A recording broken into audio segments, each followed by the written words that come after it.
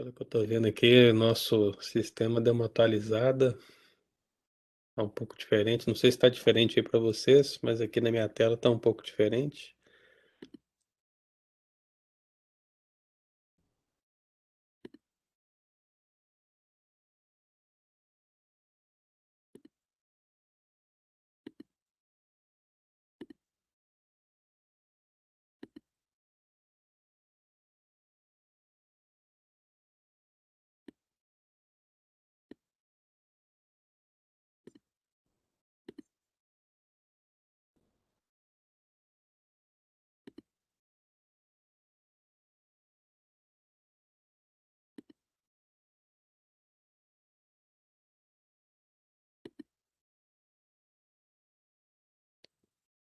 Ok, ok, ok.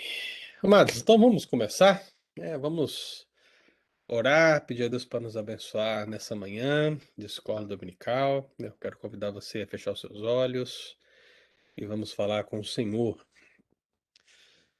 Pai querido, nós queremos dar graças, nós te louvamos e nós te exaltamos, ó Deus, porque em tudo que temos vivido, de tudo que temos aprendido, ó Pai, o nosso coração, a nossa mente, a nossa vida por completo, Deus, entende que só no Senhor nós temos a verdadeira vida e só no Senhor nós temos o verdadeiro conhecimento para a nossa salvação. E é assim, ó Pai, que temos vivido a nossa vida, lido a Tua palavra, nos esforçado, Deus, a caminhar e a cada vez mais crescer nesse conhecimento para que nós possamos, ó Pai, melhorar como cristãos, melhorarmos como igreja e sermos, ó Pai, como o Senhor requer de nós. Que, ó Deus, a nossa escola dominical dessa manhã, hoje, em um momento muito importante para cada um de nós, porque estamos iniciando uma nova etapa dos nossos estudos, onde vamos falar sobre o mal, sobre tudo aquilo que está, ó Pai, em oposição franca ao reino do Senhor. Que o Senhor, ó Pai, nos dê todo o conhecimento e que, ó Pai, absolutamente nada, nenhuma investida do diabo ou qualquer dificuldade nossa pessoal possa interferir no nosso entendimento, ó Deus, sobre a verdade acerca dessa realidade. Por isso, ó Pai, nos abençoe e nos ajude em nome de Jesus. Amém. Amém, irmãos amados. Nós vamos avançar aqui, hoje começando uma nova etapa dos nossos estudos sobre angelologia bíblica. E eu vou convidar os queridos a abrirem a palavra de Deus em Lucas, Evangelho de Lucas, capítulo 8, versículo 30.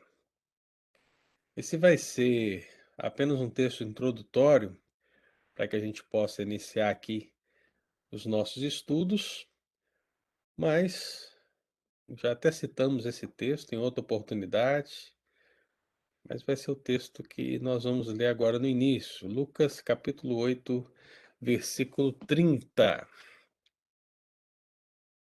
Lucas 8, 30. E o que diz a palavra de Deus? Ela fala assim: perguntou-lhes Jesus: qual é o teu nome? Respondeu ele: Legião, porque tinham entrado nele muitos demônios. Então perguntou-lhe Jesus: qual é o teu nome? Respondeu ele: Legião, porque tinham entrado nele muitos demônios. Então, meu querido irmão, hoje nós estamos iniciando essa nova etapa de estudos. Nós falamos sobre a natureza angelical, falamos sobre a organização angelical e falamos sobre o ministério dos anjos eleitos. E para aqueles que lembram, que têm uma memória boa, né, sabe que quando nós falamos da organização angelical, nós iniciamos aquele estudo falando sobre a quantidade de anjos, ou seja, o que a Bíblia descreve acerca da quantidade de anjos. Então, nós analisamos ali muitas expressões que nos dariam a visão acerca dessa realidade, e uma das expressões que nós analisamos foi justamente essa expressão legião. Então, esse texto ele foi lido lá naquela oportunidade e nós fizemos uma análise dele a partir do termo legião, que era o foco, o que nós deveríamos entender acerca disso. E hoje nós vamos avançar, né? Porque o Eudes não deve lembrar disso, né, Eudes? Mas lá naquele tempo, o Eudes ele falou assim: "Pastor, o senhor vai falar alguma coisa sobre os demônios?" Eu falei assim: "Vou falar, Eudes, quando nós chegarmos lá na quarta parte." Você lembra disso, Eudes? Então, chegou o dia, Eudes. Chegou o dia, né? Então hoje nós não vamos falar essencialmente do significado de legião, porque já estudamos, mas vamos falar acerca daquilo que a Bíblia descreve como o papel, as ações que estão referendadas na Escritura, onde o diabo e seus anjos atuam. E claro, meu querido, como os irmãos têm ouvido eu falar sempre, eu tenho tratado os anjos maus como anjos reprovados, porque é um contraste muito claro com o que a Bíblia diz acerca dos anjos eleitos. Anjo eleito é o mesmo que aprovado. Se o anjo não é eleito, ele é reprovado. Então nós temos trabalhado a ideia de anjos reprovados ou anjos caídos ou anjos maus, e essas terminologias têm sido usadas desde o princípio aqui por nós. Porém, o que nós verificamos, meu querido, é que a Escritura ela usa outros nomes para descrever aqueles que estão a serviço do diabo. E veja, o nosso propósito aqui, essencialmente, vai ser falar do diabo. Claro, vamos falar do diabo porque ele é adversário. Mas se você lembrar bem, nós já falamos do diabo bastante quando nós falamos da organização angelical e falamos ali a essência do significado do nome de Satanás e as atuações que ele fez diretamente na Escritura. Então, naquela oportunidade, houve um foco na pessoa do diabo. Então, ainda que nós venhamos a falar do diabo nessa quarta parte, porque ele é o chefe de todos, o nosso objetivo aqui vai ser falar daqueles que seguem após ele. Então, tudo que nós vamos falar, em essência, o diabo está envolvido. Mas, via de regra, o nosso foco vai ser naqueles a quais o apóstolo Paulo, por exemplo, chama em Efésios de as forças espirituais do mal. Eu acho que essa expressão, que está lá em Efésios 6, versículo 12, ela pode representar o foco do nosso estudo nessa quarta parte da angelologia bíblica. Nós vamos estudar o que talvez alguns estudiosos chamam de demonologia. Você já deve ter ouvido esse termo em algum lugar, né? Eu acho que demonologia é um aspecto da angelologia, né? Então, por isso que o nosso estudo aqui chama angelologia. E dentro de angelologia, você estuda os bons, que nós já estudamos, e você estuda os maus, que agora vão entrar nesse aspecto da demonologia, ou, de acordo com a expressão do apóstolo Paulo, as forças espirituais do mal.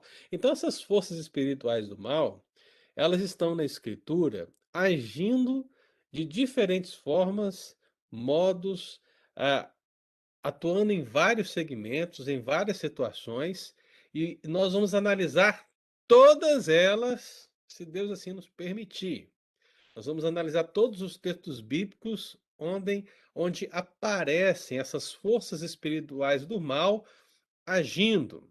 Então, meu querido, essa palavra introdutória, ela é importante para que a gente entenda a linha de raciocínio para aqueles que estão aqui desde o princípio, para aqueles que vão ouvir depois, para aqueles que podem chegar depois daquele profundo exame daquela relação de anjos eleitos e anjos reprovados, depois de fazer toda essa análise acerca do significado do nome e das ações do próprio Satanás, que é o maioral de todos, que é o chefe de todos, que é aquele que é o cabeça de todos, nós vamos então avançar para essas forças espirituais do mal, ou seja, para tudo aquilo que eles estão operando dia após dia. Então, meu querido, antes de nós compreendermos todos esses textos bíblicos que falam dessa realidade das forças espirituais do mal, então veja, quando nós formos focar nas forças espirituais do mal em termos de ações, nós vamos falar, por exemplo, dos casos clássicos que a Bíblia descreve, como, por exemplo, espírito da adivinhadora, o endemoniado gadareno e batalha espiritual, e todas essas realidades nós vamos fazer análise texto por texto e entender o que isso quer dizer. Mas antes de nós entrarmos a esse universo, nós temos que entender o básico de demonologia. Ou seja, a Bíblia, ela apresenta alguns nomes para essas forças espirituais do mal que nós precisamos conhecer e entendê-las antes de avançar. Essencialmente, irmão, em termos gerais, a maioria acredita que elas são sinônimas. Então, eu vou citar aqui algumas para os irmãos entenderem. Demônio, endemoniado, espíritos, espírito imundo, demônio imundo, né? E muitas outras. Essas expressões estão na Bíblia e talvez um ou outro autor vai dizer: ah, isso aqui é uma coisa, isso aqui é outra coisa. Mas a maioria engloba todos esses termos dentro do espectro das forças espirituais do mal. Então, meu amado, todas essas expressões vão estar aí englobadas dentro desse exército do diabo, que está a serviço dele para agir contra a igreja, em franca oposição à igreja, porque esse é o sentido do termo Satanás, não é? É seu adversário. Então, meu querido, hoje nós vamos começar a entender o primeiro termo. E o termo, notadamente, né, é o termo demônio. Esse vai ser o princípio. Na verdade, eu acho que é o termo mais conhecido. E é claro, algumas pessoas vão dizer que o diabo é o demônio, né? Principalmente em livros, filmes. Geralmente, demônio está associado ao diabo. E isso é verdade, como eu acabei de dizer. Mas o que eu quero que você entenda é que, no sentido bíblico, demônio é alguém que está subordinado a Satanás. Essencialmente, não é o de Satanás um demônio, mas o demônio, ele é aquela representação daquela força espiritual que está a serviço de Satanás. Então, meu querido, os demônios são servos de Satanás. É o exército de Satanás. Se os anjos são o exército de Deus, os demônios são o exército de Satanás. Então, é nesse sentido que nós vamos encontrar na Bíblia essa descrição acerca de demônio. Porém, não é tão simples assim. É preciso que a gente aprofunde um pouco mais. Então, meu querido, vamos entender essa realidade a partir dessa designação que a Bíblia dá acerca de demônio. O que é um demônio essencialmente? Um demônio é um ministro do mal. Se os santos anjos ministram a favor da igreja e adoram a Deus, o que nós entendemos é que os demônios são ministros do mal. Mas essa expressão, ela tem um duplo sentido na escritura. Tanto a palavra grega para demônio, como a palavra hebraica para demônio, elas designam uma ação interessante. Elas são uma referência a essa força espiritual que é hostil a Deus, ao Deus verdadeiro e, consequentemente, ao seu povo, como também é uma referência aos ídolos. E talvez seja essa parte que a gente conheça muito pouco acerca dos demônios. É bem possível, meu querido, que você pensar em demônio, pensar em alguém que é hostil a Deus, pensar em alguém que é hostil à igreja, isso é claro, isso é óbvio, mas o segundo sentido é muito, na verdade, é pouco desenvolvido acerca dessa realidade, porque o termo demônio, ele é utilizado na escritura para designar os falsos deuses ou os ídolos. E é claro, meu querido, por que que esse termo é utilizado nesse sentido aplicado aos ídolos, aplicado aos falsos deuses? Porque o que o Senhor está querendo ensinar para nós, que lemos a sua palavra, é que essencialmente o ídolo não é nada. Você lembra da expressão do salmista, né? O que que o ídolo faz? O ídolo não pode fazer nada. Ou seja, a coisa não pode fazer nada. Mas o que está por trás da coisa é significativo, né? Então, o ídolo não é nada, mas o que está por trás do ídolo? O que está por trás do culto? O que está por trás dessa realidade terrível que a Bíblia descreve? Demônios. Então, meu amado, seja no Antigo Testamento, seja no Novo Testamento, seja no hebraico, seja no grego, essa é a tônica da palavra demônio. Tanto aquele ser que é hostil a Deus e ao povo, ou seja, à igreja, como aquele ser que está, de certa forma, relacionado aos ídolos, aos falsos deuses, às falsas divindades. Então, para que a gente possa entender essa realidade, meu querido, principalmente essa realidade das deidades, né, dessa ligação do demônio com o falso Deus, eu vou convidar você a abrir lá em Levítico. Abre lá em Levítico 17, versículo 7. Quem achar aí primeiro, abre o seu microfone e lê para nós Levítico 17, 17. Então lembre-se, meu irmão. Demônio, o termo demônio, ele está conectado diretamente a esse ser espiritual hostil a Deus e ao seu povo, como também é um termo que está ligado à ideia dos falsos deuses e ídolos das nações. Ou seja, aquele que está por trás desse universo. Então, Levítico 17, 17, nós temos um alerta. Qual que é o alerta aí? Pastor, 17:7, né? Isso. Nunca mais oferecerão seus sacrifícios aos demônios, com os quais eles se prostituem. Isso lhes será por estatuto perpétuo nas suas gerações. Então perceba, veja só, nunca mais oferecerão seus sacrifícios aos Demônios. demônios.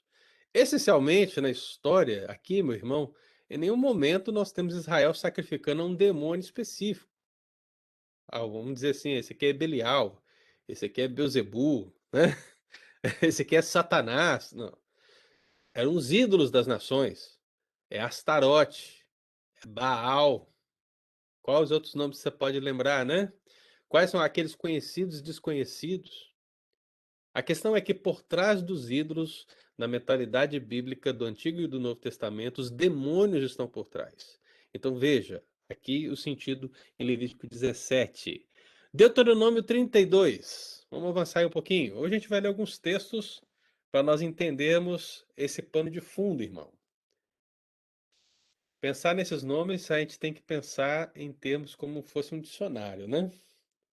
O que a Bíblia descreve em termos de demônio. Então você percebe aí Levítico 17, 17. Agora Deuteronômio 32, 17.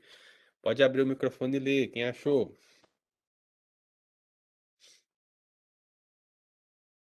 Quero ver velocidade, hein, irmãos? Vocês conhecem a Bíblia, hein? Vamos lá.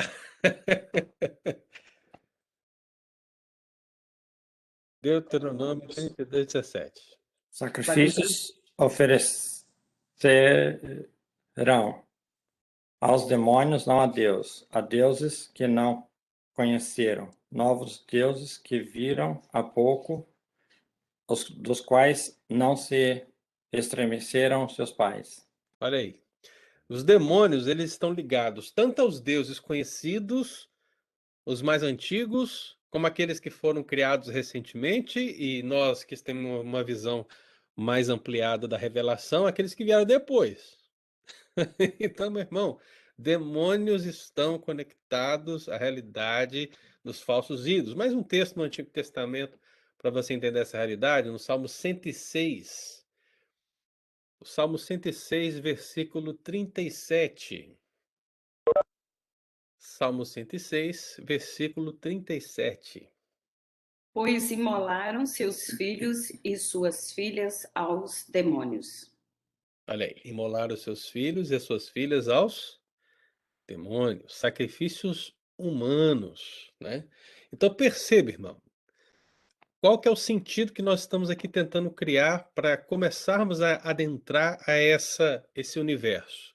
Que dentro da angelologia bíblica, a demonologia, o primeiro termo, demônio, é um termo que biblicamente ele está ligado à ideia de um ser que é hostil a Deus e ao seu povo, mas que também estão ligados aos ídolos das nações, aos falsos deuses. É claro, meu irmão, que isso de uma maneira bíblica, né? Se você for querer sair um pouco da Bíblia, né? Se você quiser, por exemplo, entrar no contexto grego, o demônio necessariamente pode ser alguém até bom, né? Porque na mentalidade grega, demônio é uma divindade. Você sabe que os gregos tinham deuses para tudo, né? Eles tinham deuses bons e tinham deuses maus. Então, o demônio nada mais era do que uma divindade de segunda classe. Então, como uma divindade de segunda classe, ele podia ser bom, podia ser ruim. Ora, não é isso que a Bíblia descreve acerca de demônios. Na Bíblia, demônio é sempre voltado para o mal. Demônio é hostil. É hostil a Deus, é hostil ao seu povo e sempre está conectado com esse aspecto da idolatria. Se você quiser ir para trás, e aí estamos voltando de Gênesis agora, pensando talvez na Mesopotâmia, pensando talvez no Egito, pensando na Babilônia, nós vamos encontrar referências a divindades malignas, mas não vamos encontrar essencialmente a, a ideia de demônio. Você vai encontrar a ideia de divindades malignas. E aí você pode até fazer uma ponte, mas isso é anterior, né? A ideia de demônio, portanto, na Bíblia é essa que estamos aqui vendo no texto da Escritura. O Antigo Testamento e o Novo Testamento fazem essa ligação com os ídolos das nações, com esse aspecto dos falsos deuses e também com essa hostilidade com Deus e o seu povo. Então eu escolhi esses três textos, irmãos, só para os irmãos gravarem bem essa realidade que é pouco mencionada quando vai se estudar esse aspecto de demônios. Agora, quando você entra no Novo Testamento, irmão, o que você tem? Aí você tem um universo, né, de possibilidades para tentar entender. Eu estou pensando aqui apenas, preste atenção, irmão, eu estou falando apenas do termo demônio. Não estou falando de outros termos, ok? Apenas o termo demônio. Então são 58 menções. Se eu ficar lendo aqui uma por minuto, nós vamos ficar aqui uma hora só lendo as 58 referências. Então nós não vamos ler essas 58, mas vamos ler uma representando cada aspecto de um segmento dessa demonologia. Então, por exemplo, nessas 58 ocorrências, a Bíblia ela descreve que os demônios creem. Eles creem em Deus. Eu ouvi um amém? Eu ouvi? Amém? Amém? O pessoal tá aí? Abra sua Bíblia em Tiago 2,19. Quem achar primeiro, lê aí. Mas o que a Bíblia descreve, então, acerca dos demônios? Os demônios creem em Deus, irmão. Tudo começa aqui, né? Então tá certo, eles são hostis a Deus, eles são hostis ao povo de Deus, eles estão ligados aos falsos deuses, aos ídolos das nações, sim, mas eles creem em Deus. Então Tiago 2,19 diz o quê? Crês tu que Deus é um só, fazes bem. Até os demônios creem e tremem. Olha aí, até os demônios creem e tremem, né? Isso é totalmente compreensível, irmão. Afinal de contas, o universo angelical geral tem uma visão de Deus diferenciada, na verdade, em relação a nós. Então, essa crença é uma crença indubitável. Eu poderia dizer que não existe ateu entre os demônios. Não existe ateu entre os demônios, irmãos. Isso é uma coisa nossa, né? Porque nós não vemos a Deus, porque Deus é espírito. Então, é aquela situação. A fé, né, ela nos leva à crença em Deus, mas é possível que pelo fato de não ver, de não ter provas, alguém diga: Deus não existe. Agora, para os anjos, sejam eles eleitos ou reprovados, isso, meu irmão, não existe, porque todos eles têm plena consciência da existência de Deus. Então, veja só, quando nós iniciamos o estudo, a primeira coisa que a gente tem que entender é que os demônios creem em Deus. E se alguém não crê, ele está sendo tecnicamente pior do que um demônio, né? E pelo menos em termos de conhecimento. Olha só que coisa, né? E o que mais a Bíblia descreve? Veja, os demônios creem em Deus e os demônios também recebem sacrifícios como falsos deuses. Então nós já analisamos aqui o texto de Levítico, analisamos o texto de Deuteronômio, o texto do Salmo 106, mas eu quero que você leia comigo um texto que está em 1 Coríntios capítulo 10. 1 Coríntios capítulo 10. Vou abrir aqui também. E você vai perceber que mesmo no contexto do Novo Testamento, a situação não muda em termos daquilo que os demônios são. Então, aqui em 1 Coríntios 10, a gente já sabe um pouco aí do contexto da igreja de Corinto, porque muito se fala de Paulo, das suas cartas e daquilo que está no entorno das igrejas da Ásia Menor.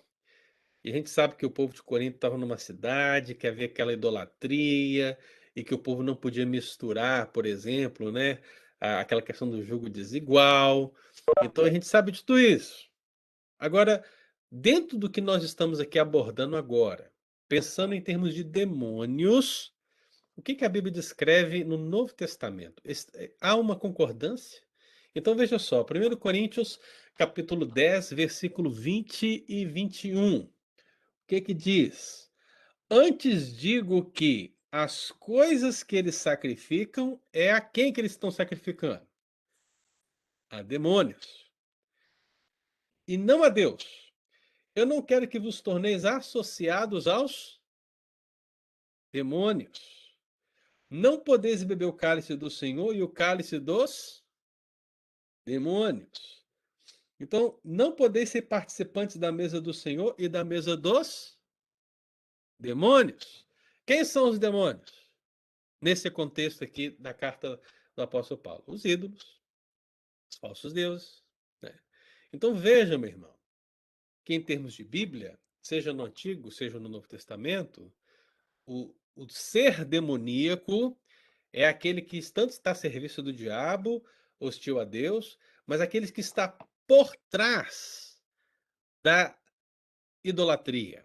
Aquele que está por trás dos ídolos, levando o povo a fazer aquilo que desagrada ao Senhor, longe da presença do Senhor. Então vamos lá, são 58 ocorrências, não vamos ler todas, mas vamos ler algumas para nós termos a visão geral do que é um demônio. Então temos, demônios são aqueles que creem em Deus, demônios são aqueles que recebem sacrifícios como falsos deuses, como nós vimos aí, e eles são liderados. E você já sabe quem é o líder, não já? Você já sabe quem é o líder. Quem que é o líder dos demônios? O líder maior é o diabo. Agora, qual é a referência bíblica? Mateus 9, 34. O que diz Mateus 9, 34? Alguém lê para nós?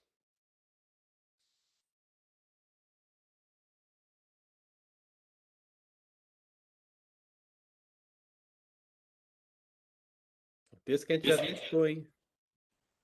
Por outro lado, os fariseus maldiziam. Ele expulsa os demônios pelo príncipe dos demônios, Muito bem. E quem que é o príncipe dos demônios? Satanás. Satanás. Então você tem, olha só, demônios. Demônios, você tem, acreditam em Deus, recebem sacrifícios como falsos deuses, são liderados. São liderados. Aí o contexto dá o nome de Beuzebu, né? Do texto que o nosso irmão Eli leu, o contexto dá o nome de Beuzebu, e nós já fizemos a análise desse termo Beuzebu quando falamos de Satanás. Né? Então você tem, são liderados. Os demônios, eles podem atuar em grupo. Você sabia disso, né? Os demônios podem atuar em grupo. E olha só o que a Bíblia diz lá em Marcos 16, 9. Ora, irmãos, lembra disso, hein? São muitas referências. Eu estou citando aqui uma de cada um desses aspectos, só para que a gente possa ter a ideia maior acerca de demônios e não possamos demorar no nosso estudo. Mas existem muitas outras passagens que vão designar esse aspecto do atuar em grupo. Então, olha aí, Marcos 16, 9. Quem achar pode ler, hein? Quando Jesus ressuscitou ao alvorecer do primeiro dia da semana, apareceu primeiramente a Maria Madalena de quem havia expulsado 7 demônios. Muito bem. Então, quantos demônios estavam atuando sobre Maria Madalena? 7. 7. Ou seja, não é só um. Também não é só 7. Pode ser uma legião. Tá lembrado do texto que nós começamos o nosso estudo, não é verdade? Veja, demônios podem atuar em grupo. Um demônio pode fazer um estrago terrível. Imagina 7. Agora, imagina uma legião. Então, meu querido, tudo isso a serviço do mal. Então, os demônios creem em Deus, os demônios recebem sacrifícios como falsos deuses, os demônios são liderados, os demônios podem atuar em grupo. Olha, os demônios, a Bíblia descreve que os demônios podem enganar com falsos ensinos.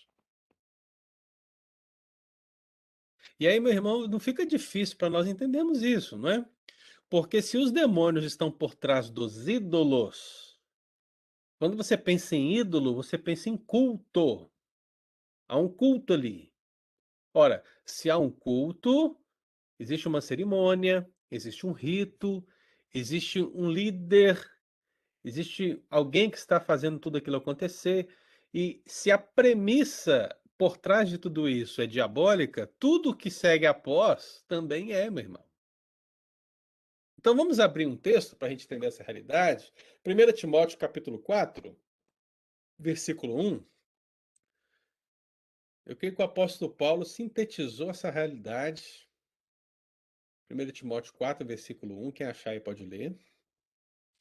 Revelação direta aí do Espírito Santo para nós. Ora, o Espírito afirma expressamente que nos últimos tempos alguns apostatarão da fé por obedecerem a espíritos enganadores e a ensinos de demônios. Então você vê, né? Eu vou depois analisar a expressão espírito enganador em outra oportunidade, mas você percebe, ensino de demônios. E é claro, o que o apóstolo Paulo está aqui pensando, essencialmente, é no aspecto escatológico, ou seja, marca as características de um fim que está cada vez mais próxima. A ideia que eu entendo é que esses ensinos de demônios, eles se tornarão tão fortes a tal ponto que serão uma marca indiscutível do fim dos tempos. Agora, biblicamente falando, nós sabemos que o ensino de demônios ele está presente desde o princípio, irmão. Você sabe muito bem, a partir do que nós estamos falando, que aqueles ídolos que foram mencionados lá no Antigo Testamento, a qual os demônios estavam por trás, ali haviam cultos designados a esses ídolos, ali já havia os ensinos de demônios sendo exercidos. Então, o ensino de demônios não é uma marca única do fim dos tempos. É algo que está presente desde o princípio, que está se tornando cada vez pior e que vai atingir um clímax sem, sem imensurável no fim dos tempos.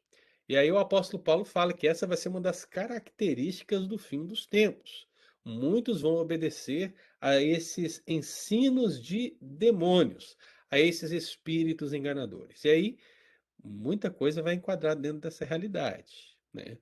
Adiante aqui no nosso estudo, eu vou falar um pouco sobre os necromantes, vou falar um pouco sobre os feiticeiros, vou falar um pouco sobre essa realidade, que são termos bíblicos que essencialmente estão, de certa maneira, ligados à ideia das forças espirituais do mal.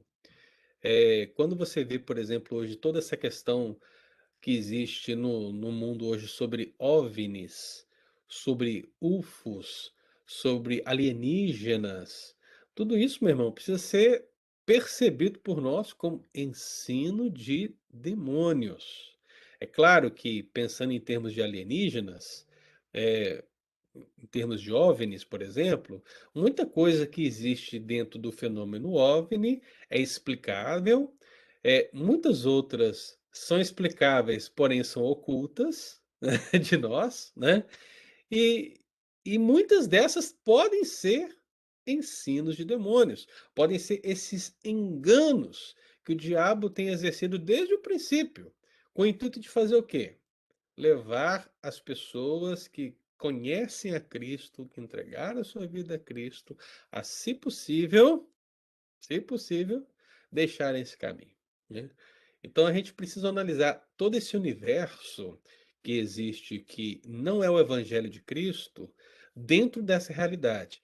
Não é dizer que tudo é do demônio, mas é preciso, meu irmão, é preciso reconhecer que o demônio é real. Eu acho que o grande erro que nós temos muitas vezes numa igreja tradicional, como é a nossa, por exemplo, é a gente ir para os extremos no sentido de pensar que toda essa atividade, ela não é real, né? E a gente focar tudo no aspecto humano. Ah, isso é o pecado humano, né? Veja bem, é verdade, é pecado humano, mas muitas vezes o pecado humano ele é um resultado de uma atividade satânica. Nós não podemos dizer que todo pecado humano é resultado de uma atividade satânica. Mas podemos dizer que muitas delas são, né? Então, às vezes, os pastores ficam enfatizando tanto a natureza pecaminosa humana e esquecem dos efeitos terríveis que advêm desse universo espiritual que nos cerca. Isso é uma realidade, irmão.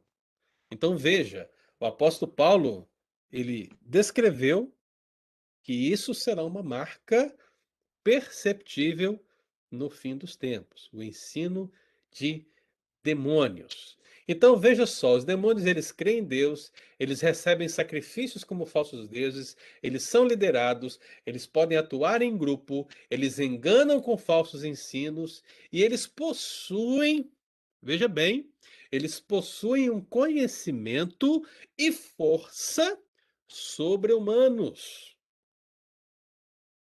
Estamos falando de demônios, e demônios têm um conhecimento aprofundado, maior que o nosso, e uma força também maior que a nossa.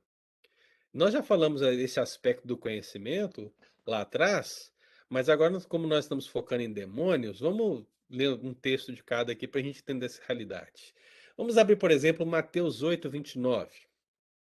Alguém lê para mim aí Mateus 8:29.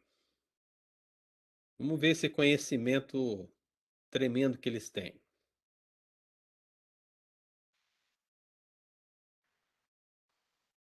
E gritaram, eis que gritaram, que temos nós contigo, ó Filho de Deus? Vieste aqui atormentar-nos antes do tempo? Olha aí. Que temos nós contigo, ó Filho de Deus? Vieste aqui atormentar-nos antes do tempo? Qual que é o conhecimento sobre-humano que eles têm aqui? Né? Do fim. São dois, hein, Estevão? Você falou um. Qual é o outro? Que Jesus é o Filho de Deus. Justamente. Para nós isso é mamata, né, Eudes? Jesus é o Filho de Deus. Ah, pastor, o que é isso? Qual que é a profundidade dessa declaração em termos de conhecimento? Isso é básico, né? Ah, para nós é verdade, mas dentro do contexto bíblico, eu quero que você pense o seguinte: quando Jesus perguntou para os discípulos, quem que o povo diz que eu sou? Ah, uns dizem que você é isso, uns dizem que você é aquilo, tal. Aí vem Pedro e diz: não, não, tu és o Cristo, o Filho do Deus vivo. O que que Jesus falou? Bem-aventurado és, irmão, porque não foi carne nem sangue que tu revelado, mas o Espírito. Então você percebe que a revelação que Jesus é o Filho de Deus é algo tão profundo que é dado pelo Espírito a Pedro naquele momento e Jesus exalta. Agora, olha só, eu agora não me lembro se isso acontece antes ou depois. Eu acho que é antes. Depois vocês podem me ajudar aí. Antes da revelação de Pedro, né? Eu estou aqui pensando, eu acho que essa revelação de Pedro ela acontece no capítulo 12, 13, eu não me lembro ao certo agora. Mas veja só, e também a gente não tem como saber, porque os eventos do Evangelho não são cronológicos, então não tem como saber. Mas veja só, o demônio sabia justamente dessa realidade, com todo esse arcabouço, quando Cristo se aproximou. Esse é um conhecimento que está além da capacidade humana naquele momento, irmão. E eles sabiam, porque disseram: ó Filho de Deus. E não apenas isso. Aí vem o aspecto da escatológico. Vieste aqui atormentar-nos antes do tempo? Aí eu me lembro de Jesus, né? Quando os discípulos perguntam para ele: a que tempo você vai restaurar o reino a Israel, Senhor? Aí o que que Jesus disse para eles?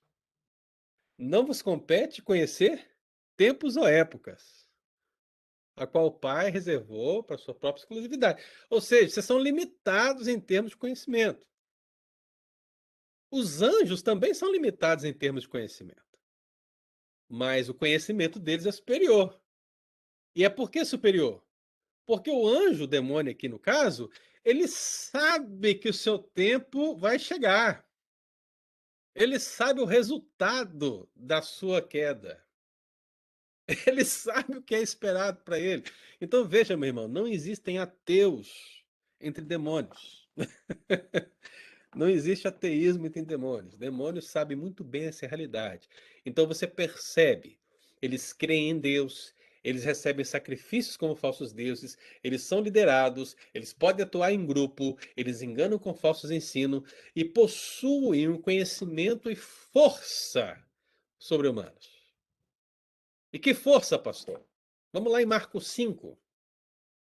Abra sua Bíblia em Marcos capítulo 5. Marcos 5, esse é um texto que a gente vai analisar, viu, irmão? Adiante. Nós vamos analisar ele de maneira bem profunda. Mas por hora, o que eu quero que você guarde é que o significado de demônio envolve um ser com uma força sobre-humana. Então o que diz aqui Marcos 5, 3, 5? Diz assim, deixa eu ler aqui o 2 também, né? Ao desembarcar, logo veio dos sepulcros ao seu encontro um homem possesso de espírito imundo. Perceba, veja que espírito imundo aqui, né, nessa alinhamento com demônios, o qual vivia nos sepulcros e nem mesmo com cadeias alguém podia prendê-lo. O que eram cadeias? Eram as algemas, e meu irmão, essas cadeias dos tempos neotestamentários eram cadeias pesadas. As algemas eram pesadas, eram robustas, e isso não podia segurar alguém que estava possesso de espírito imundo. Então diz o texto, porque tendo sido muitas vezes preso com grilhões e cadeias, as cadeias foram quebradas por ele, e os grilhões despedaçados, e ninguém podia se subjugar. Então, nem as cadeias, nem os grilhões, nem alguém. Não tinha ninguém que podia segurar essa pessoa. Andava sempre, de noite e de dia, clamando por entre os sepulcros e pelos montes, ferindo-se com pedras. Então perceba, irmão, que essa possessão, ela revela uma força sobre-humana posta sobre essa pessoa. Então, nós estamos falando de demônios, e demônios possuem conhecimento e força sobre-humanos. E pensando nesse caso aqui, e muitos outros casos na Bíblia, a gente percebe que uma outra característica dos demônios é que eles possuem as pessoas causando-lhes sofrimentos. Nenhum demônio possui pessoas para proporcionar-lhes paz. Nenhum demônio faz isso. Os demônios possuem as pessoas para causar-lhes sofrimento a elas e às pessoas que estão próximas dela. Então, já lemos esse texto aqui, mas eu queria que você lesse outro comigo, que está em Lucas 4. Lucas capítulo 4. E vamos ler aqui o versículo 33, 34 e 35. Lucas capítulo 4. 33 e 35. 34 e 35. Então diz aí, ó.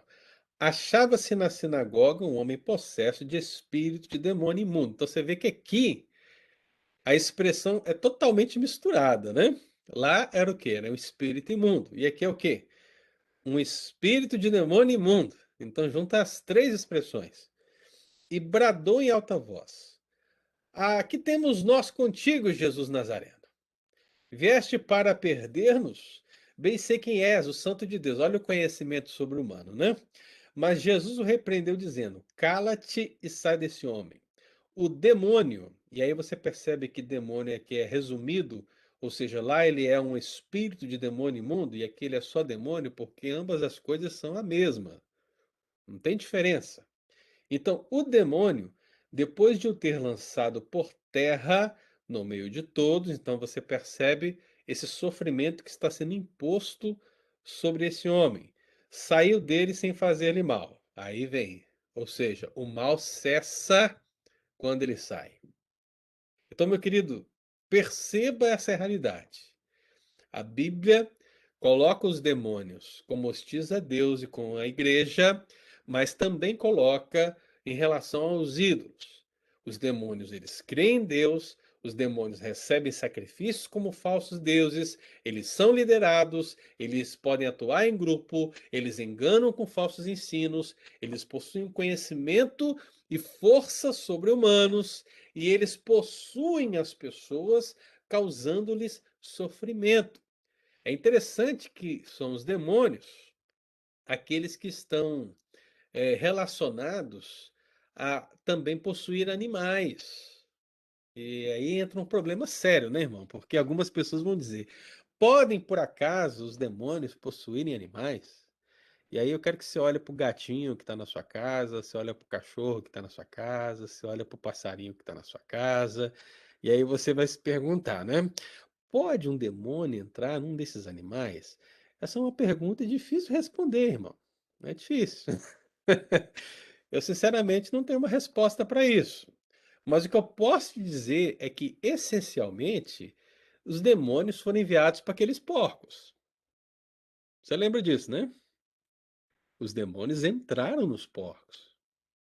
E aí o que aconteceu? Os porcos foram arremessados pelos demônios no abismo, na água. Então até aqui nós podemos caminhar. Aí tem gente que vai dizer que os demônios, olha só, né, como é que o povo viaja, né? Mas aí o povo vai dizer que esses demônios são os demônios das águas, porque eles jogaram os porcos dentro das águas. Eu falei assim, gente, pelo amor de Deus, me ajuda aí, né? Me ajuda, que aí você está forçando a amizade. Está forçando a amizade. Não é assim. Mas que os demônios entraram nos porcos, isso é fato. Cristo permitiu que isso acontecesse. Agora, com que propósito, em que circunstância, se isso acontece hoje ainda, meu irmão, eu realmente não tenho resposta para isso. Eu acho que, biblicamente falando, você tem apenas dois casos de animais que estão relacionados a demônios. O primeiro deles é o porco, né? Nesse acontecimento aí que envolve essa expulsão. E o segundo, se Deus quiser, a gente pode mencionar ele mais para frente também, são os sátiros. Alguém sabe quem são os sátiros? Ninguém? Ninguém sabe quem são os sátiros?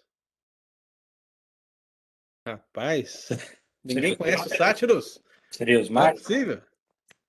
Seria os mágicos? Oi? Não, não, não. Os E no sátiros. pastor? Oi? E no caso da serpente lá, que falou que a serpente, Sim, sim, o mas diabo aí é o entrou na diabo, né? serpente ou ele usou uma aparência da serpente? Sim, mas aí é o diabo, né? Então, o senhor está Eu tô falando falando dos dos demônios, dos demônios. outros espíritos. Eu tô Ok, falando dos demônios. ok. Então, Obrigada. lá no caso do diabo, sim, aí você poderíamos colocar um terceiro animal que foi a serpente, né? E aí sim, houve também uma entrada, né, um possuída serpente ali. Mas você chegou depois, Nilma? É, nós não estamos falando do diabo essencialmente, ainda que ele tenha a ver com tudo isso. Nós estamos falando do exército dele, né? Dos demônios. Tá fechado seu microfone, tá? E desde que acabou do pastor Pedro, eu entrei. Ah, Deve tudo ser uns bem. 10 Não, minutos depois, não, eu acho. eu sei, tá tranquilo, tá? Uhum. Então, assim, se nós formos levar para o diabo, ainda tem esse terceiro caso, que é o caso da serpente, né? Que também foi um caso de possessão. Mas o caso dos sátiros, irmão, né? Hum. Tem alguns textos na Bíblia que falam dos sátiros. Você já deve ter ouvido aquela história do bode emissário, né? Isso você sabe, né? Sim, Bode já vi. emissário, de colocar as mãos, né, e tal. Então, a história do sátiro começa toda aí. Com essa história do bode emissário que é levado para o deserto. Houve no desenvolver dessa relação de uma lei que Deus colocou acerca desses bodes, de certa maneira, com o decorrer do tempo, esses bodes ganharam um patamar de divindades. Olha só. E aí o que aconteceu? Começaram a fazer ídolos desses bodes. E esses bodes foram chamados de sátiros. Uhum. Eu vou dar aqui um exemplo para os irmãos, deixa eu ver se eu tenho esse texto aqui. Segundo livro de Crônicas, segundo livro de Crônicas 11:15. Deve ter na Bíblia umas 10 citações de sátiros, se eu não me engano. Depois você pode fazer uma pesquisa e analisar essa questão. Mas veja só, tudo começa com uma lei divina, que tem a ver com justificação, ou seja, que tem a ver com purificação de pecados. E depois o homem acaba transformando isso em um ídolo. E como eu já falei para os irmãos, demônios estão por trás de quê? Dos ídolos. Então acaba que os sátiros, eles estão relacionados a demônios na Bíblia. Então aqui, ó, segundo livro de Crônicas, quem achar aí pode ler para mim, capítulo 11, eu acho que aí tem uma, versículo 15. Jeroboão constituiu seus próprios sacerdotes para os altos, para os sátiros e para os bezerros que fizera. Olha os sátiros aí, ó, né? Então, quem são esses sátiros? Esses sátiros são como os bezerros e são como os altos. A nossa Bíblia, ela não está trazendo a essência desses termos. Ela está traduzindo, mas não está trazendo a essência. Se você estudar a palavra alto, não é um monte, mas é aquilo que está lá em cima do monte. É um ídolo. Então, ao mencionar alto, se menciona o ídolo que está nesse lugar alto. O bezerro, a mesma coisa. E o sátiro, a mesma coisa. Então você tem aí animais, né, relacionados a ídolos que claramente tem a ver com demônios. Então, essa ideia do sátiro é essa aí, de demônios por causa do ídolo que está conectado. Mas, biblicamente falando, o único texto claro que nós temos que demônios entrarem em animais é esse dos porcos. E se pensarmos no diabo, o caso da serpente, pelo menos que eu me lembre. E, por paralelo, você tem essa ideia dos sátiros. Depois você pode pesquisar isso aí, mas eu devo trazer esse assunto à tona mais à frente, falando um pouco dessa realidade do sátiro. É uma novidade, né? Mas está aí na Bíblia. Está aí. Então vamos lá, meu irmão. O que mais a Bíblia fala acerca dos demônios? Veja só, os demônios eles então causam sofrimento ao ser humano e claro, causaram aos porcos. Mas o que a Bíblia também pode declarar para nós é que os demônios podem ser expelidos, ok? Eles possuem a pessoa, mas eles podem ser expelidos. E eles são expelidos somente por crentes? E responda aí. Abre o microfone e responde. Os demônios são expelidos só por crentes? O texto lá de Lucas que nós lemos fala, né? Quando eles acusam Jesus, fala que ele expulsa pelo maioral dos demônios. Ah, mas esse texto aí, Eudes, quando fala assim, Jesus está expulsando pelo maioral, era no sentido de dizer justamente aquela acusação, né? Ele está fazendo isso aí para que ele está colocando o demônio para ele mesmo tirar. Hum. Esse texto não pode ser usado porque ele não é verdadeiro, né? Não é a verdade. Eles estão Jesus fazendo uma ele não acusação. colocou o demônio e está expulsando o demônio a partir do próprio demônio, porque o reino dividido não subsiste. Mas tem um outro texto que vai ser claríssimo sobre isso aí.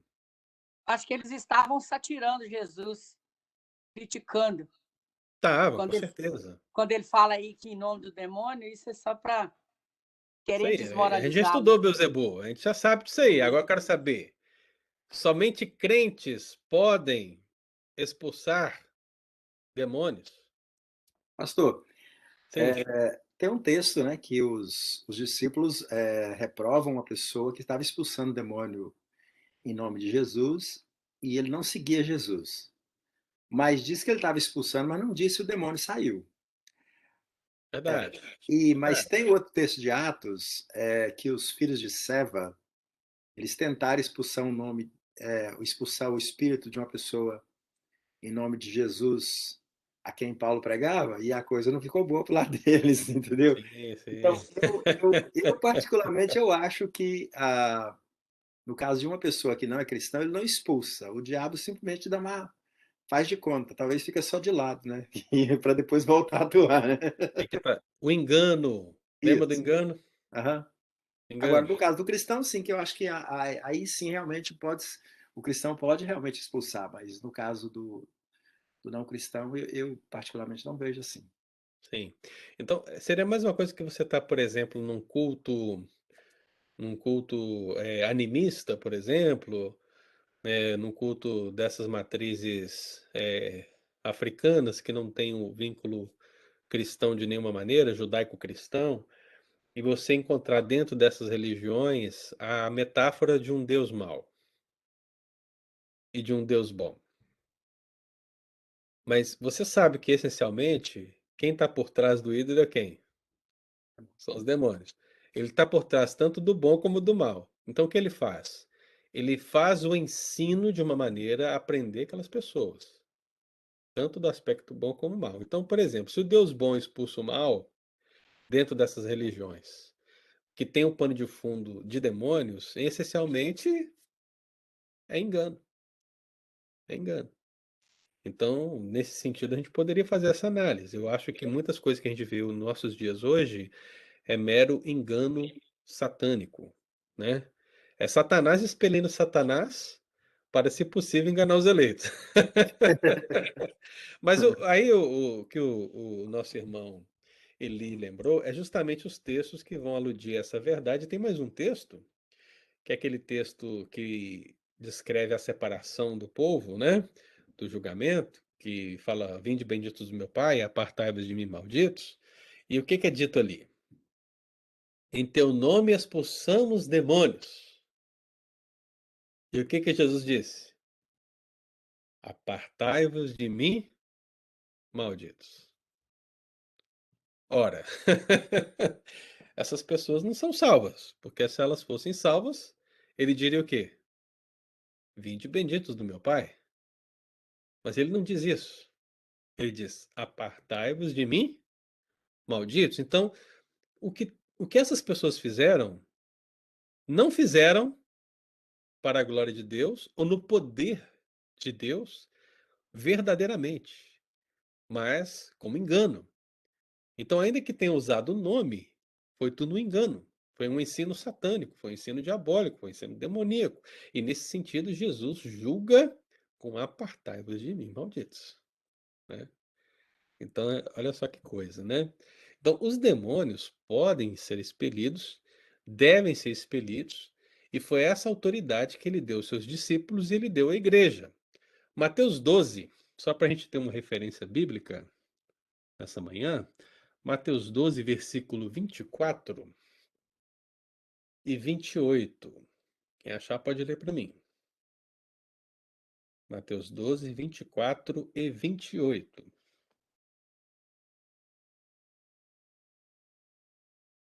Mas os fariseus, ouvindo isso, murmuravam: Este não espere demônios, senão pelo poder de Beelzebul, maioral dos demônios.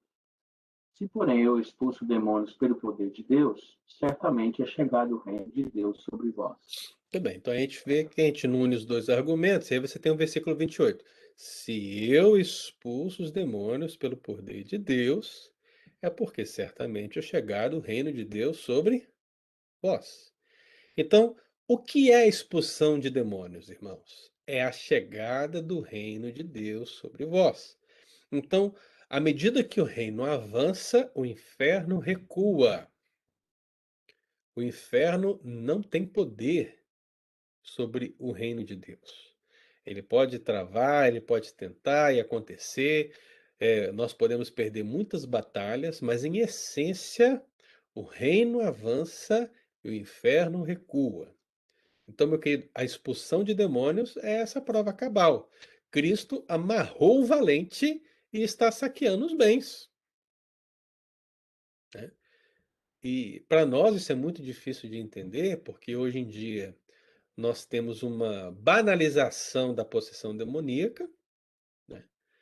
Então nós temos aí vários segmentos evangélicos onde expulsar demônios virou um show, onde também é algo banal, né? Algo que acontece todo dia, todo momento, e vamos lá.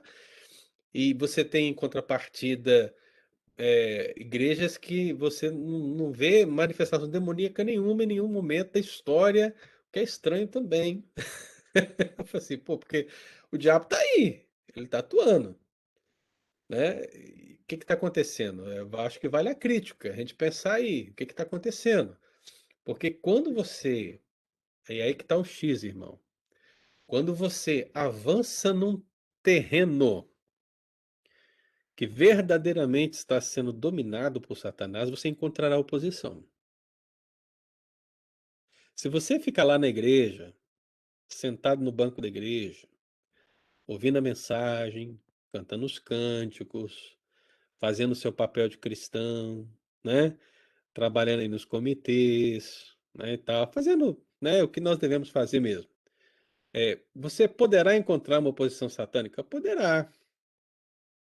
Mas a grande verdade é que ter uma experiência de batalha espiritual verdadeira, bíblica, e até mesmo uma experiência de expulsar um demônio, é algo que envolve, via de regra, um aspecto mais prático da fé cristã. Significa a gente realmente estar no lugar onde o diabo está atuando com força, né? E, via de regra, a gente não está ali nesses lugares. Porque quando estivermos, eu imagino que as experiências em torno dessa realidade aumentarão. Aumentarão, né? É possível que a pessoa entre lá na igreja e o demônio se manifeste? É possível, mas se nós atuarmos mais na esfera do evangelismo, na esfera do discipulado, se nós realmente gastarmos tempo mesmo com as pessoas que estão de fato no abismo da imundícia, eu acho que a gente vai ter uma experiência dessa bem rápido. Pelo menos é a minha opinião pessoal, irmão. Né? Para que depois não me coloquem lá no STF, né? Da vida. Então, essa é a minha opinião pessoal. Ok? Mas eu acho que a gente precisa fazer uma crítica em relação a isso, né? Eu já tive duas experiências envolvendo essa realidade. Uma foi mais difícil, a outra foi mais branda, mas foram duas experiências. E é interessante que essas duas experiências que eu tive relacionadas à possessão demoníaca, eu não estava na minha zona de conforto. Você entende? Eu não estava na minha zona de conforto. Então eu acho que essas coisas, elas não são banais, elas são extraordinárias e elas têm a ver com quando nós não estamos na nossa zona de conforto, né? Aí que a gente vai experimentar como verdadeiramente é essa triste realidade de pessoas sendo dominadas pelo diabo, né? Então eu deixo aqui esse comentário. Mas os demônios podem ser expelidos, porque o reino de Deus é chegado sobre vós. E aí vem o finalzinho, né, da grande comissão, né? A gente gosta muito de relembrar o ide por todo mundo, pregar o evangelho, toda criatura, batizando em nome do Pai, do Filho e do Espírito Santo. Amém. Glória a Deus por isso. Mas uma coisa que é dita lá é o quê? É que eu vos dou autoridade sobre demônios. Então a igreja tem autoridade sobre demônios. Ela pode expelir os demônios no nome de Cristo Jesus, né? Então isso é algo que está inerente à vida da igreja. A Bíblia também descreve que os demônios têm uma morada, né? E qual é a morada, né? A morada está lá, diz que tem Apocalipse, a grande Babilônia, né? Qual é a grande Babilônia? É a morada dos demônios, está em Apocalipse 18:2. Aí basta você entender que a grande Babilônia é para você entender onde os demônios estão. E é interessante que existe um contraste quando Tiago ele fala dessas realidades duras do pecado e que advém da natureza pecaminosa, em contraste com aquela sabedoria que vem do alto, ele fala de uma outra sabedoria, aquela que é terrena, né? Aquela que é demoníaca. Então você vê que ele usa um termo, o demoníaca, para contrastar a sabedoria do alto. Então, se não é a sabedoria do alto, aquela que vem de Deus, para a glória de Deus, se é essa sabedoria que está envolvida para o mal, essa sabedoria ela é demoníaca. E aí você que está entendendo comigo agora aqui o que que significa demônio, aí você está entendendo o nível da sabedoria, né? Porque tudo isso que nós estamos colocando é o que envolve o termo demônio. Então, tudo isso envolveria esse sentimento de Tiago ao usar essa palavra, irmão. Então, para a gente fechar, ó, quem chegou um pouco depois ou quem está aí desde o princípio. Hoje nós estamos iniciando aqui o nosso estudo sobre as ações dos anjos reprovados em aspecto técnico, seria dentro da genealogia bíblica o universo da demonologia bíblica. Estamos falando, ainda que nós venhamos a falar de Satanás, o nosso foco é falar sobre aqueles que vão após ele, o seu exército, as forças espirituais do mal. Então a Bíblia descreve vários nomes para essas forças espirituais do mal. E hoje nós estudamos o primeiro deles. Qual é o primeiro? Demônio. Então a palavra demônio, ela remete a um ser que é hostil a Deus ou à igreja e que também é o pano de fundo da idolatria. É aquele que está conectado aos ídolos. Então nós vemos vários textos nessa realidade e nós observamos que no sentido geral da escritura, demônios creem em Deus, demônios recebem sacrifícios como falsos deuses, demônios são liderados, demônios podem atuar em grupo, demônios enganam com falsos ensinos, demônios eles possuem um conhecimento e forças sobre-humanos, demônios eles possuem as pessoas causando-lhes sofrimento, e há em casos específicos até mesmo animais, como no caso dos porcos. Nós vimos que, aí não vimos isso na verdade, né? Mas Cristo não tinha demônio, irmão. Cristo não tinha demônio, mas algumas pessoas disseram, tem demônio. Você lembra disso?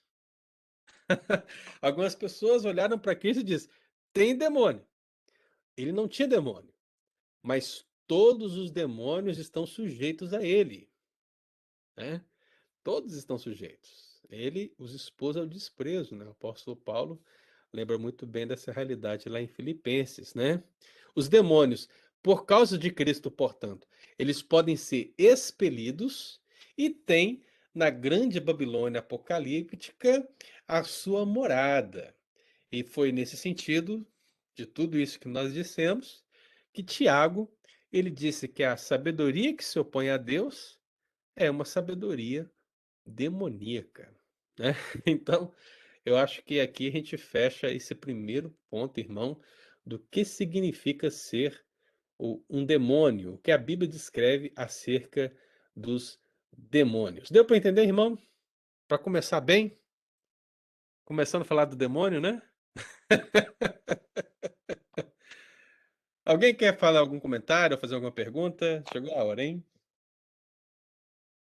Pastor, eu queria fazer uma pergunta sobre uma afirmação sua aí que eu fiquei assim, um pouco em dúvida. Diga-se. Você afirmou aí que os demônios, eles creem em Deus. Uhum. A minha pergunta é, eles creem em Deus ou eles sabem quem Deus é? Veja, não precisa espiritualizar essa realidade, porque, claro, óbvio, que acreditar em Deus para nós significa um relacionamento de amor, né? Mas não é isso que acontece com o demônio, né? Crer em Deus, no caso dos demônios, é saber da sua existência, né? Nada mais do que isso, né? Então, acreditar não é um acreditar no sentido salvífico, mas é num sentido apenas existencial. Deu para entender a diferença?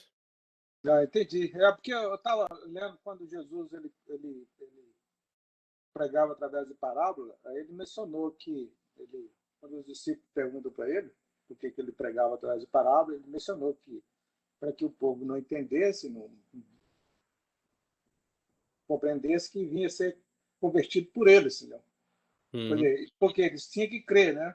Então, aí, sim, então eu pensava que quando a pessoa verdadeiramente crê em Deus, ele tem a oportunidade de ser alcançado. Uhum. O demônio, eu não creio que o demônio nunca creu em Deus, não creio. Eu acho por isso que eles conhecem quem Deus é, mas não tem esse Justamente, isso aí. conhecimento que nós temos, que o Espírito Santo nos revelou, Sim. É porque no sentido soteriológico, ou seja, quando a gente fala de salvação, e agora estamos falando em termos de igreja, né? A gente usa muito a expressão crer nesse sentido, né? É preciso crer. Aquele que crê e foi batizado será salvo, né? Arrependei-vos, creia, né? Creia, creia. Então, o crer para nós, ele tem a ver com salvação. Mas esse crer que foi usado na Bíblia para os demônios significa o crer no sentido de eles sabem da existência de Deus, eles não têm dúvida acerca disso. Deus é real para eles, ele existe. Eles... Por isso que eu disse que não existem ateus entre demônios. É simplesmente, então, a ciência da existência de Deus, mais nada, né? Ok. Aqui tem uma pergunta, né? Quem for brothers, eu tenho que sair agora. Não é uma pergunta, né? O Estevão colocou aqui. Foi um bom estudo, bem explicado. Fica com Deus. Nos vemos logo mais na igreja. O Estevão teve que sair, deixou aqui o seu aviso, né? Mais alguém? Comentário, pergunta?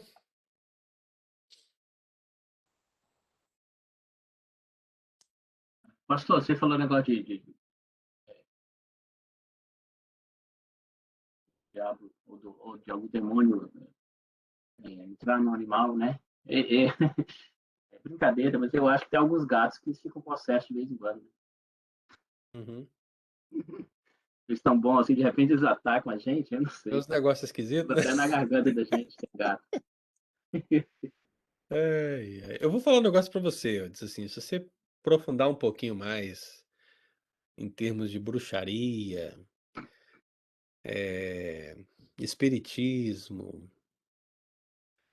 e até outros caminhos aí, é possível que você encontre pessoas dizendo que espíritos malignos podem entrar em animais, sabe?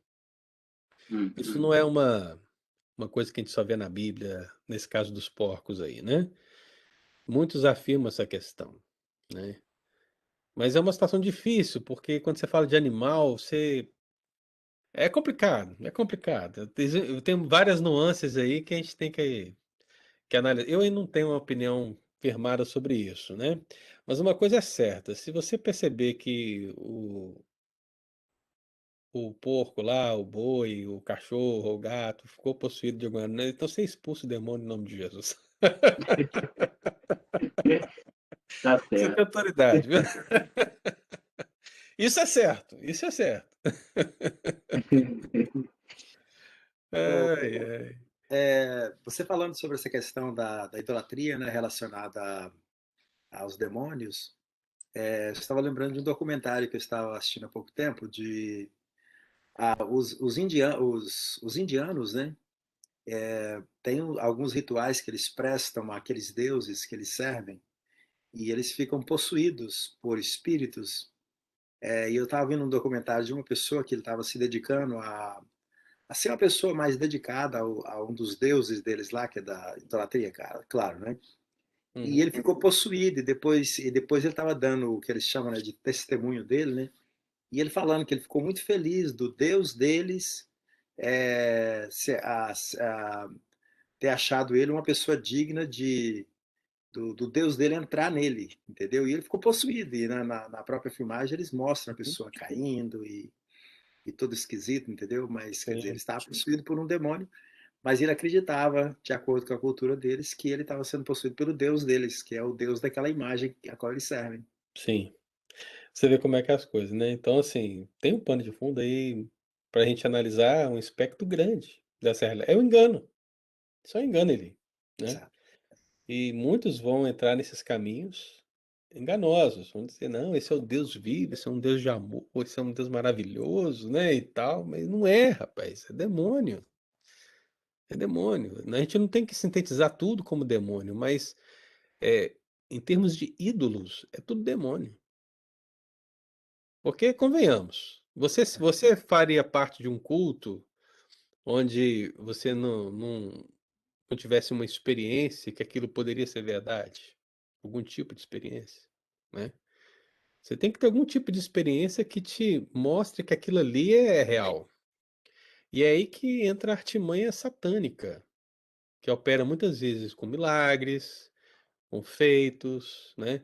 Vamos pensar, por exemplo, em termos de espiritismo, de o autoespiritismo, né, o kardecista, por exemplo. O que que impacta uma pessoa que vai num centro espírita e diz: "Isso é verdade"? A manifestação daquele espírito em dizer, declarar, escrever ou fazer alguma coisa que apenas aquele ente querido saberia, Verdade. né. Ou seja, você vê, aquilo dá o fundamento para aquela pessoa entender: é ele, é o meu pai, é a minha mãe, é meu irmão, é minha irmã, é ele mesmo, porque só ele era ele, só ele falava assim, só ele escrevia isso. Ou seja, o fato de haver um conhecimento íntimo, né, revela para aquela pessoa que aquilo é verdade, mas eu e você sabemos que isso é engano, é demônio, né. Se esse conhecimento é totalmente acessível para os demônios, né. E eles usam isso a fim de desviar essas pessoas da verdade, né. É o engano. Então isso acontece, no nosso caso, nossa visão, né, em todas seitas e religiões que não professam Cristo Jesus como Senhor e Salvador. Porque se Cristo não é o Senhor, é outro. E se é outro, é demônio. Não tem como sintetizar, né, de outra maneira. Mas eu vejo que esse aspecto da experiência sendo confirmada é fundamental. Tem que ter alguma coisa que fazem essas pessoas, acreditarem. E é aí que o demônio age de uma maneira a fim de enganar, né, essas pessoas, mantê-las, né, na escuridão. Eu não sei se vocês gostam de filmes, né, mas se vocês verem os filmes, muitos filmes, você vai encontrar essa realidade quando existe esse aspecto da natureza divina e um sacerdote, alguma coisa assim, quando não é uma visão cristã, sempre tem esse ponto de vista.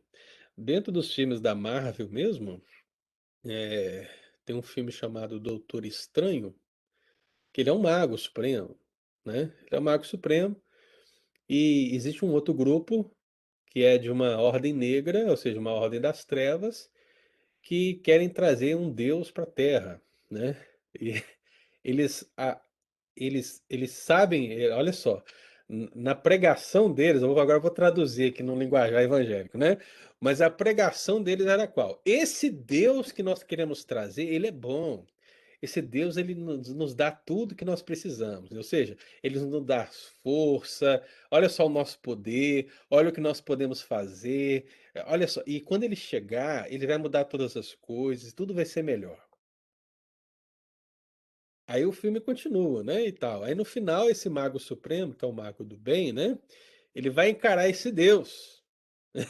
Ele vai encarar esse Deus, e esse Deus, ele consome os seus servos, porque na verdade ele não era aquele Deus bom, ele era maligno.